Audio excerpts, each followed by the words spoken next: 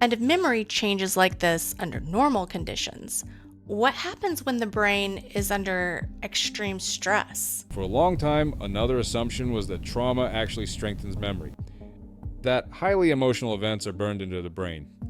And in some ways, that's true because people often remember certain details with incredible clarity. A sound, a smell, a moment of fear.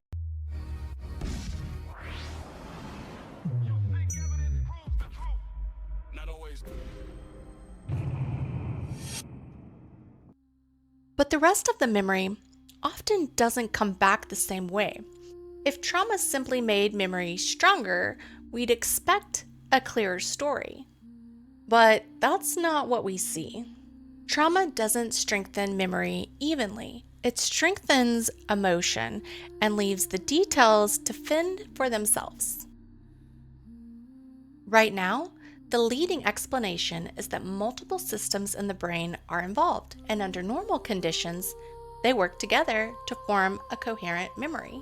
But under extreme stress, those functions don't function the same way. The parts of the brain responsible for emotion become highly active, while the systems responsible for organizing memory into a narrative become less effective. Whoa, okay, hold on. So the alarm system is screaming, and the part that actually makes sense of what's happening just checks out? The brain is doing exactly what it was built to do, survive the moment. Remembering it clearly was never the priority, which means the experience isn't stored as a complete story, but as fragments. So what you get back later isn't the event. It's pieces of it, and a brain trying to assemble them. And here's where it gets even more important. Under threat, the brain doesn't distribute its resources evenly. The prefrontal cortex, the part responsible for reasoning, context, and making sense of things, gets sidelined. While the amygdala, your threat detection system, takes over. It's not a glitch. It's by design. The brain is prioritizing survival over accuracy, getting you out alive instead of getting the story right. The problem is that courtrooms need the memory, not the survival response. Then there's the chemistry. Under normal conditions, neurotransmitters support the formation of memory.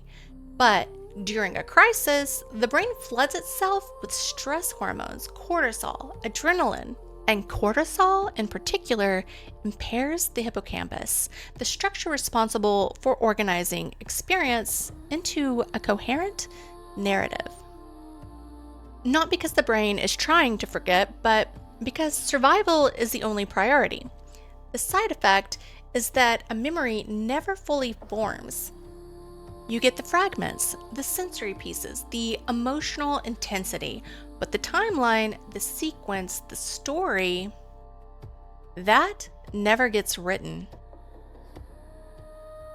Your brain wasn't sabotaged. It was doing exactly what it evolved to do. The problem is, we keep asking it to do something that it was never built for. So when someone struggles to tell their story, they're not failing. The system is. And if the brain never fully forms the memory, why does it keep coming back?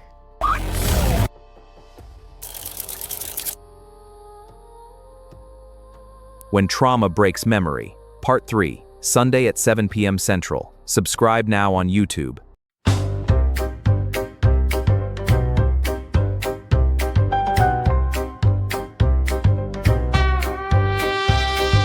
Another case file closing tonight. Truth in the shadows bring it to light. Witnesses talking, stories unwind. Evidence tested inside the mind. Confessions whispered, deals on the side. Psychology shows what people might hide. Follow the science, question the file. Welcome back to Mind on Trial. Mind on Trial. Follow the clues, separate facts from courtroom views. Every Sunday we're back again, breaking down the truth within Mind on Trial. Step by step, evidence beats a wild suspect. Truth comes out after a while. That's the game on Mind on Trial. Jurors listening, weighing the tale. Memory bending when stories prevail. Bias and pressure shaping the scene. Not every confession means what it seems. Down in the pasture by the old fence line, Luna the donkey's keeping good time. Willie the goat thinks justice is style, cheering the cases on Mind on Trial. Mind on Trial. Follow the clues, separate facts from courtroom views. Every Sunday we're back again, breaking down the truth within. Mind on Trial. Step by step, evidence beats a wild suspect. Truth comes out after a while. That's the game on Mind on Trial. And theories on the board tonight. Brains and evidence shining the light. From the lab to the courtroom, we're chasing the truth on Mind on Trial.